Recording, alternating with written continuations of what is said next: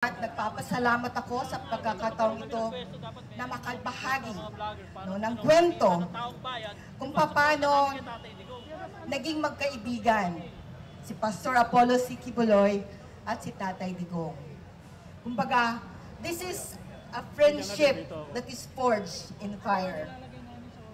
Pagkakaibigang nabuo sa apoy. Bakit? 4 na dekada silang magkasama. Nagkita sila o nagkakakilala sila nung prosecutor pa lang si Tatay Digong in the 80s sa Davao City. At nag-uumpisa pa lang ang gawain ng Kingdom of Jesus Christ.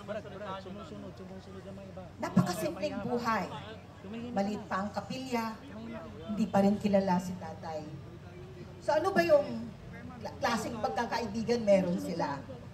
Hayaan nyo babasahin ko ito. They are two ordinary people who work together in dangerous environment. And through the years, they develop a strong friendship forged in fire.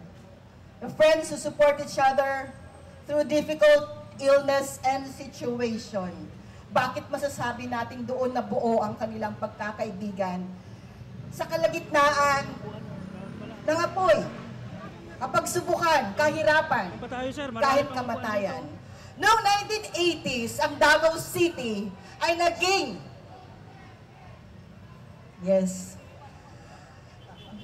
laboratory ng CPP, NPA, NDF. Napakagulo. Yung Agdao, kung saan nandoon ang chapel pastor, ay tinawag na Nicaragdao. Araw-araw nagtutumbahan ang mga pulis sa daan. Kasi may mga Sparrow units ang mga CPP, NPA, NDF, NPA pa noon. Ganon ang sitwasyon ng Davao. Itatawag din na Nicaragua, Nicaragdao at Maanagua. Magulo. Walang gustong titira sa Davao City. Dahil takot. May takot. Kahit sa kapilya ni Pastor, may mga pumupunta doon at tinatakot ang mga misyonaryo. Lalagay ang 45 sa harapan at pinapapili. Baril o Biblia? Ganun ang Davao. Tumakbo si Mayor bilang Vice Mayor at muli siyang dumalaw sa pananambahan ng Jesus Christ. Sa madaling salita, nanalo si Mayor bilang Vice Mayor noon hanggang naging mayor ng 3 terms, hanggang naging congressman, at naging presidente ng bayan nating Pilipinas. At mula noon hanggang ngayon, magkakasama sila ni Pastor. Ano bang klaseng kaibigan sila? Sabay silang maglaro ng golf, ganun kasimple ang buhay. Sabay silang nagmo-motor, nagbo-biking, magbi-big bike. At si Mayor din ang nagturo kay Pastor na maging piloto. Piloto silang dalawa. Nag-aral sila para maging pilot. Pero nung mag-solo flight na si Pastor, sabi ni Mayor, Pastor, sabay ako. Dapat nandyan ako. Pero hindi talaga dumating yung panahon na yon. Hindi nakapag-solo flight si Pastor hanggang ngayon. Kasi sabi ni Mayor, Pastor, delikado pag mag-solo flight ka na magpiloto sa aeroplano. Pag bumagsak yon, patay ako sa milyon-milyong members ng kingdom. Hindi nila ako mapapatawad kung mawawala ang pastor nila. So, ganun sila magkakasama. Sa Davao City, sinabi ko ngang magulo. Pero habang umuunlad ang Davao City, umuusbong din ang gawain ng Jesus Christ. Kambal sila. Magkaiba man ang landas, magkaiba man ang kanilang ginagawa, magkaiba man ang misyon nila sa buhay. Dahil si Pastor ay naging pastor, tagapag-alaga ng kongregasyon, ng kanyang mga tupa, si Tatay Digong naman ay naging ama ng syudad ng Davao. Umunlad at lumago ang Kingdom of Jesus Christ, kasabay ng pag-unlad at paglago ng Davao City. And through it all, magkasama sila. Nakita namin kung paano ang pagmamahal ni Tatay sa mga taga Davao City. Alam ko nakita nyo rin kasi naramdaman din natin nung siya ang naging presidente natin dito sa Pilipinas. Nung may baha sa kanilang lugar, nauunang si Tatay nandoon. Alam natin kung paano siya naging taxi driver para malaman niya na talagang ligtas ang lahat ng mamamayan tuwing gabi. Alam din natin kung paano siya ang unang pumunta doon sa Tacloban, nung panahon ng Hayan, hindi pa siya presidente, Davao City Mayor lang siya, pero siya ang unang official na pumunta doon sa Hayan, kasabay din ng Children's Joy Foundation, na foundation ni Pastor, upang tulungan ang ating mga kapatiran na nasa salanta ng Baguio doon. Mga kababayan, si Pastor at si Tatay Digong, they are ordinary people. Kaya nga sinabi, God calls ordinary people to do extraordinary things that God has destined them to do. Destiny. Tadhana. Tinadhana na silang dalawa na maghalos magkakambal ang kanilang misyon sa buhay. Si Pastor, tagapangalaga sa spiritual, nagbabago ng mga tao na tunay na pagbabago mula sa puso. Si Digong, din ang nag-aalaga sa mamamayan, una sa Davao City. At alam ko, na-experience natin yan dito sa buong Pilipinas. Nagpapasalamat tayo dahil may isang Rodrigo Duterte na tumayo laban sa terorismo, nag-una doon sa Davao. At nung nangyari nga naging presidente siya, nilabanan din niya ang terorismo, katulad din ni Pastor, na inilaan niya ang laban kasama ang bayan upang masugpo ang insurhensya na nagpapahirap sa ating bayan. Merong isa nakipaglaban, ang ating presidente, at ganun din si Pastor. Nakipaglaban ba siya sa droga? Alam natin kung paano siya tumayo, paano siya nanindigan sa katotohanan. Sa Davao City pa man hanggang ngayon, kung ano yung bahay na tinitirhan ni Tatay Digong, nung mayor pa siya, hanggang naging presidente siya. Pareho lang ba ang bahay niya? Nakatira ba siya sa parehong bahay pa rin? 30 years na, nire-repair lang niya. Si Pastor, kahit lumago ang Kingdom of Jesus Christ, walang ni isamang ari-arian na nakapangalan kay Pastor. Ganun pa rin, namumuhay na simple, although pinagpapala talaga tayo ng dakilang Ama, pareho silang hindi bumigay sa pera, hindi nababayaran ang kanilang paglilingkod at serbisyo sa bayan. Totoo sila na talagang tutunay na nagmamahal sa bayang Pilipinas. Si Tatay, noong may panahon na tinalikuran siya ng iba niyang mga kasamahan. Si Pastor, nilapitan niya, at tunay nga, kahit iniwan siya, nung tumatakbo siyang mayor or congressman, pero nung pumunta siya sa Kingdom of Jesus Christ, sinabi ni Pastor, Mayor, susuportahan ka namin. Anong nangyari? Lahat ng members tumulong, lahat ng members lumakad, lahat talaga ng Kingdom of Jesus Christ sumuporta. Kaya landslide win pa rin si Tatay. Walang makakatalo dahil alam natin kung anong klaseng pamumuno meron si Tatay Digong. Katulad ng twin bombing sa Davao City noong 2003 sa pier at sa airport, kaya naitatag ang Task Force Davao. Unang-unang pinakilala ni Tatay ang mga militar sa Kingdom of Jesus Christ. Hindi kami sanay na makipag-usap sa mga military. Pero dahil kay Tatay Digong, inintroduce niya yung Task Force Davao, binuksan ng Kingdom of Jesus Christ ang compound namin para masuportahan ang Task Force at ang mga leaders ng Kingdom of Jesus Christ. Pinasanay ni Pastor, tag-training sila ng basic military training para maramdaman namin kung ano ang buhay ng military, kung ano ang buhay ng sundalo. Gusto ni Pastor na madamatin namin kung paano ipagtanggol ang ating bansa. Pareho sila nagtatanggol sa ating bayan. Kaya nagpapasalamat kami sa lahat ng taon, mag-aapat na dekadang magkaibigan si Pastor at si Tatay. Marami kami dito. May mga panahon na magkaiba sila ng prinsipyo. May mga pagkakataon na hindi sila nag-iiwikan.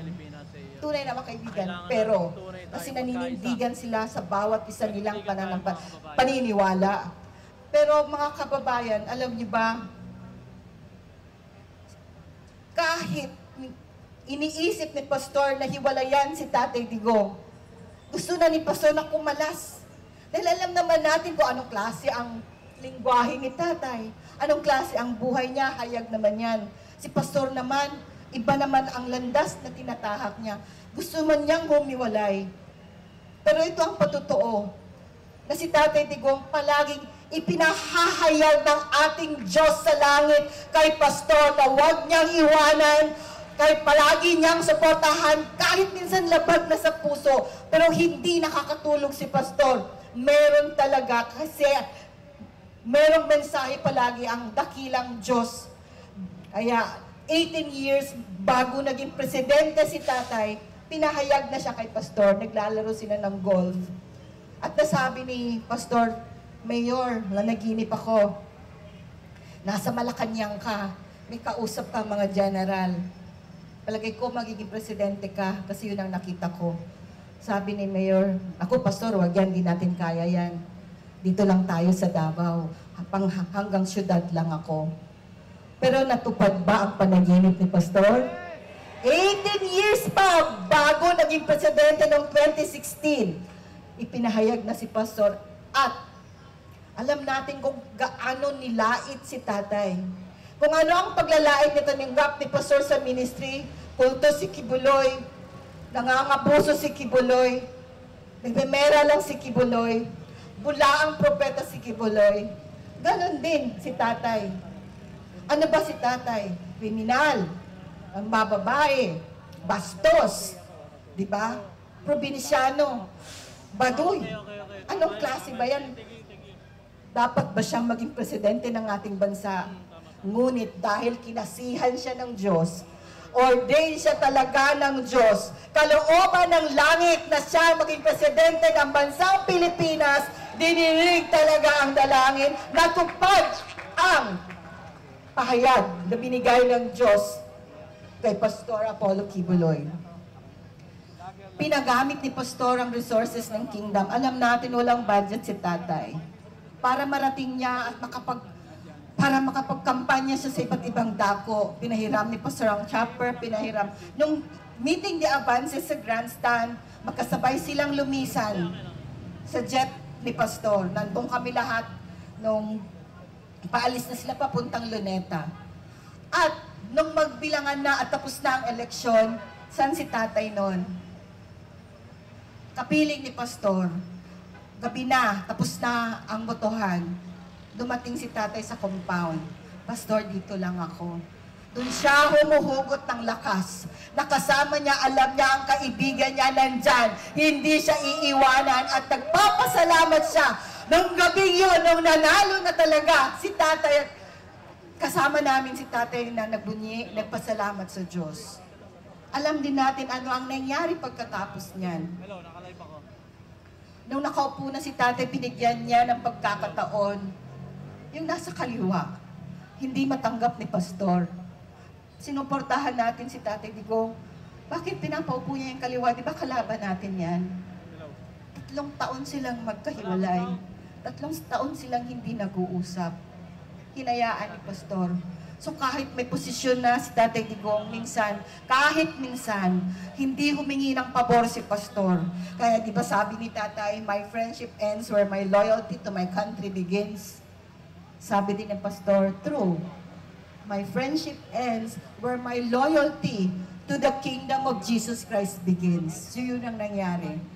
Pero dahil merong plano ang dating Ama sa langit, after 3 years, nakita natin kung paano trinabaho ni Tatay ang Pilipinas, kung paano niya pinuksa ang masama, kung paano niya tayo binigyan ng tunay na katungkumpayan at tunay na kaligtasan mula sa kasamaan. Kaya hiniwalay muna si Pastor. Pero after 3 years, nung last term na muli, magkasama sila ni Tatay. Magkasama uli si Pastor, ang kanilang mga pananaw para sa ating bansa. ang kanilang mga plano sa ating bansa. Nag-uusap silang magkaibigan. Ganon si Pastor makisama, ganon din si Digong. Kahit sa kahirapan, kahit sa bingit ng kamatayan, walang iwanan. Iniwan ba tayo ni Tatay? Hindi. Hanggang ngayon, nananatili ang kanyang pagmamahal sa bawat isa sa atin. Kahit nandun na siya sa Netherlands, tayo pa rin ang iniisip ni Tatay. Kamakanan pa rin ng bayan ng kanyang iniisip. Ayaw niya tayong mag-isip para sa kanya. Sabi niya, di ba, don't worry, I'm okay. Ganon si Tatay. Mga kababayan, sa panahong ito, alam ko nagdadalamhati tayo. Nung nakita namin ang nangyari sa Pilipinas, nasa Hong Kong pa kami, kasi last Sunday, magkakasama rin kami doon sa prayer rally din, prayer and worship din sa Hong Kong. Pinagbigyan din ni Pastor si Tatay na makadalaw sa ating mga kapatid na mga OFW. At alam niya kung ano ang mangyayari. Pero hindi siya tumakas. Kahit kami nag-iisip, sana wag na lang bumalik si Tatay. Pero dahil tunay siyang Pilipino, tunay siya nagmamahal sa bayan, bumalik siya. Na-witness natin, nakita, nasaksihan natin kung ano ang kadasan na ginawa nila sa Tatay Digong natin. Naalala namin at nanumbalik ang nangyari sa KOJC siege. Kung gaano kadami ang pulis na lumusob sa KOJC compound, yun din ang karaming pulis na humuli kay Tatay. Si Pastor, nag-iisa. Bakit libo-libo pulis talaga ang lulusob? Si Tatay, nag-iisa. At alam natin may edad na. At may nag-iinda pang karamdaman. Bakit ganun kadami ang pulis na kukuha sa kanya ng sapilitan? Si Pastor, dahil ganun silang kaibigan. Ang naramdaman ni Pastor, dalamhati. Naramdaman ni Pastor na parang nung namatay ang kanyang ina na pinakamamahal. Ganun nagdurugo ang puso ni Pastor sa nangyari ngayon. Ginipit din si Pastor. Ginipit din si Tatay. Ang dalawang tao na nagbuwis ng kanilang buhay para sa kapakanan ng iba. Ang dalawang tao na nagsama ng 4 na dekada na nagbigay ng kanilang buhay, nagsilbi sa mga mamamayan. Ngayon, may edad na sila, nasa twilight years na sila. Ito ang nangyari. Pareho pa rin sila. Pareho pa rin ang dinanas nila. Unang ginipit at ngayon nasa piitan pa si Pastor na walang hustisya. Sumunod din si Tatay. Kinuha siya na labag. Alam natin lahat labag sa batas. Pareho din. Tadhana ba? Destiny ba yan ng parehong magkaibigan? Pero hanggang ngayon, alam natin na may Diyos sa langit. Kung paano kami, KOJC, niligtas ng 16-day siege.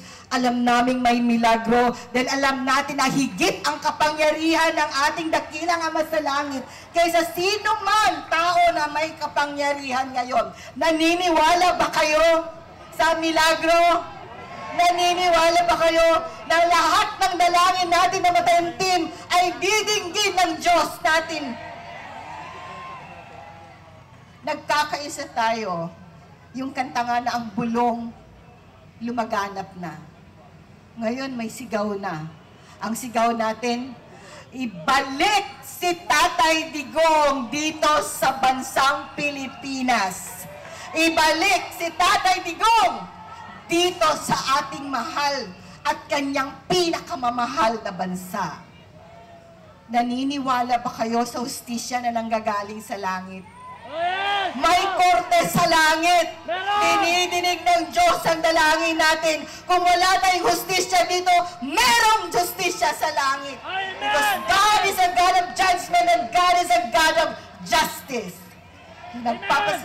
There is a Chinese proverb that says, the hottest fire produces the bravest men and leaders. Kung gaano kainit ng apoy, ganun din kamatibay ang taong kanyang nabibigay o nagagawa. So alam natin kung gaano katibay ang ating leader. Matibay ba si tatay? Yes! Nababali ba si tatay? Hindi! Hindi! We will never bow down to tyranny! Hindi tayo masisiil! Dahil tayo ay Pilipino. We are Filipinas for nothing, di ba? We are not Filipinas for nothing.